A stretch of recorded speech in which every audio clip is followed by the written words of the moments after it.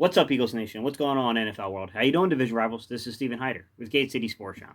The sports channel where the cerebral NFL fan comes for about 10 minutes of daily content.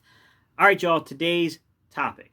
So, a few of you guys in the community have been asking me to kind of break down that Quez Watkins touchdown catch and then just kind of talk about what I see from the film. Some of you guys were asking about Jalen Hurts' read and did he make the wrong read on this actually and get away with something. Look, I'm going to break it down for you, but I'm going to tell you, number one, when you're dealing with these camera angles, guys, nothing can be perfect. These are not the legitimate camera angles to really distinguish coverage, to really distinguish the reads. There's a lot that goes into this, but I did find one decent angle where I can talk a little bit about what I see. All right, so to begin with, I'm already having some of you guys pile in talking about overhyping Quez Watkins, not Eagle fan base, people from the other fan bases. Guess what? I'm about to hype up Quez Watkins, so get ready for it. All right, y'all. The first thing I see here, straightforward, this is 11-man personnel. I've been watching all the little video clips, and I do see that Nick Sirianni at least is installing. The install seems to be a lot of 11-man. I don't know how that's going to work out in a season between 11 and 12-man and two-back sets and all the other things we're hearing. I don't know. I can't tell you from the percentages yet, other than Saturday's practice when he opened up to the public. When I watched a lot of the 7-on-7 drills, I saw a lot of 11-man personnel. But that could have just been micro samples from what people are publishing because they recognize 11-man more than any other formation, and that's what they're putting up. So you got to be a little careful with the distortion that could be happening, but that's what I saw. This play in particular, guys, is 11-man personnel. I'll go over the personnel for you real quick. So going from your boundary side, meaning your left-hand side, guys, so closest side to the sideline, to the field side, which would be your right side, the furthest side to the sideline. The first thing I'll say is I was a little confused because, I couldn't tell if they put J.J. Arcega-Whiteside and Quez Watkins, J.J. Arcega-Whiteside and Jalen Reagor in motion, or if they just broke the huddle. From this camera angle, I think they're just breaking the huddle. I don't think they put anyone in motion. But all right, let's start off on the opposite side of the field. Let's go to the boundary side, guys. So our X-wide receiver in this one is Quez Watkins. Then you have a wing or a inline, if you will, tight end. I won't call it a wing. It's inline because I believe he is on the line of scrimmage. So that's an inline tight end in Dallas Goedert, I believe, there. Then you got your offensive lineman. And then you got from Lane Johnson at right tackle over. You got J.J. Arcega-Whiteside, guys, as your slot receiver, your tall slot. And then your flanker, your Z, is Jalen Reagor.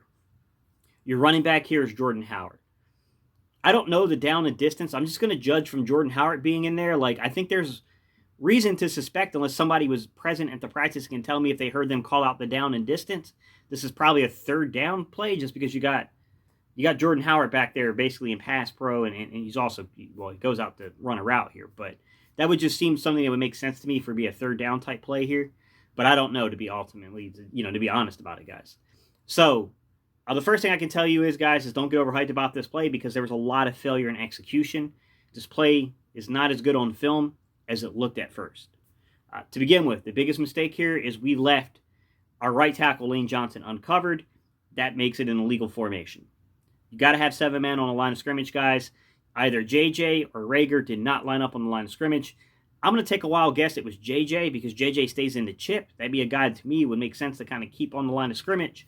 But I don't know. Ultimately, it could have been Reagor too. I mean, there's no way of knowing without Nick or somebody, Mr. Patullo, because he designs the passing game stuff, or, Steichen, our offensive coordinator, really chiming in and saying who was lined on, who was offsides, basically. So I don't know, but I do know that's a big mistake right from the jump. These are things that are easily controllable.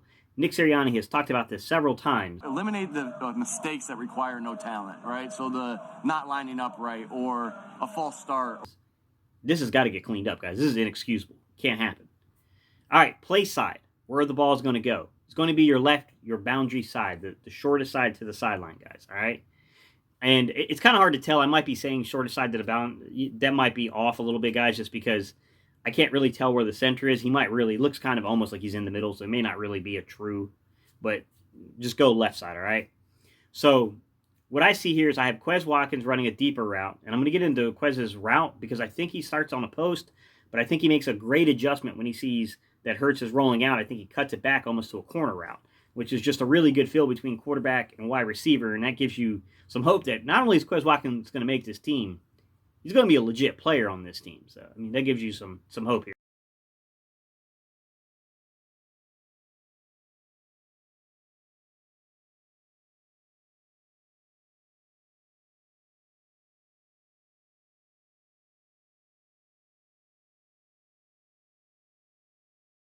So I have Quez.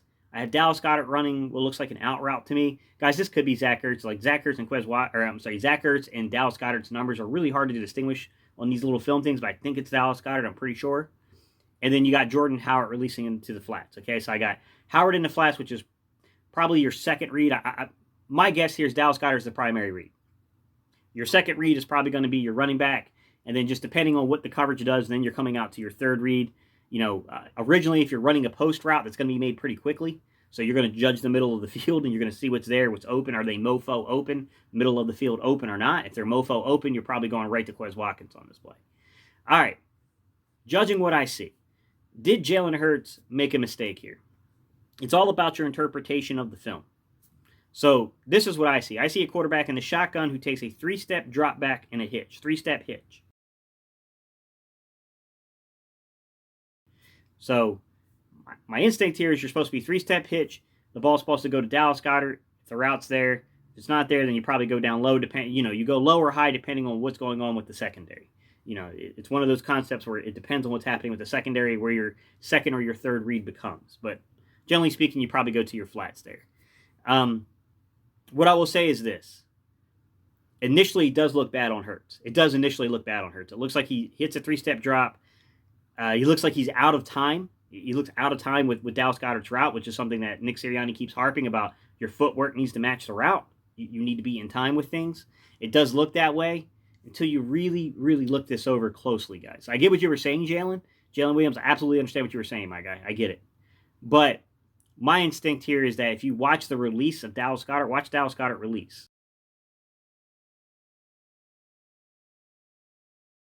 Do you see that little hiccup he has there? I think that hiccup messed up the entire timing of the play. Now, could you say that Hurts should still read this with some timing and anticipation because it was still clearly open? Sure.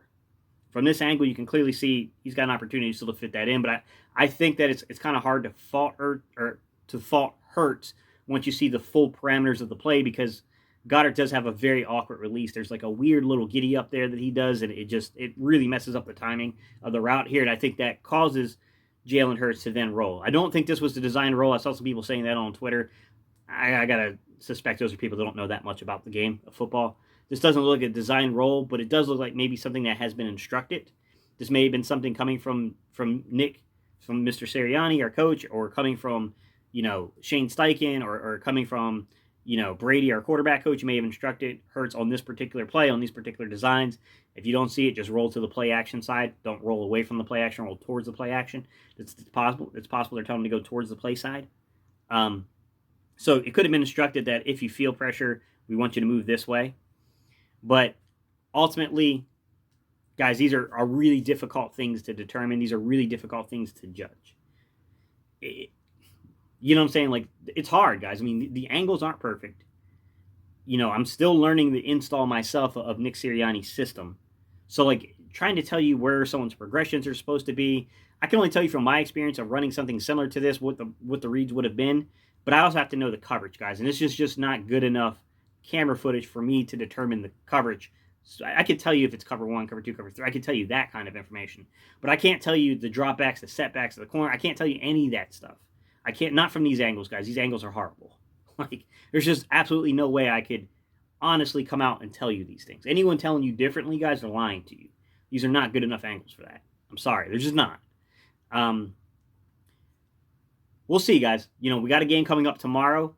Hopefully we'll get better angles. We'll get better, determinations of what we see here. I would encourage you guys, if you had, there's like a 2-minute and some second video out there that's really showing a lot of the 11-11. There's a little bit, a lot of the 7-on-7. There's a couple of 11-on-11 plays in there, and then there's a couple of individual drills. I would go watch that one. It was pretty good. You can get a somewhat of a sense of the install. I think that they're being a little cryptic. They're not going to show you the entire install in one practice, obviously. But we do know that the install was finished last Thursday. So the offense has been installed. The playbook is installed. So now we're just going through a second time. They're learning it better. Right now, you're going off cue now. Now you need to know what you're doing. Now this isn't being coached up. This isn't giving you excuses. This isn't helping you. You have to know what you're doing now. So we have reached that point of things, guys. All right, y'all. I appreciate y'all's time and attention. Guys, like I said, I can't determine from this. I can only give you my hunch here, which is that Dallas Goedert's a little hiccup in the route threw off the timing of everything between Hurts and Goedert. which caused Hurts to roll towards the play side, which was probably instructed by one of the coaches, whether that was Sirianni, whether that was Steichen, whether that was Brady. One of them probably instructed him to roll towards play side if something like this happens. And then you see what I think is just an absolutely great chemistry between receiver and quarterback, to where Quez Watkins was clearly, looks like to me, he was on the post route, sees what's going on, cuts it back into a corner route, and gets a touchdown. Which, that part's got to be shouted out, man, because that's a heck of an adjustment, a heck of a play. That's kind of what I gained from it, guys. All right, y'all. Appreciate y'all's time and attention. I'll see y'all in the next video.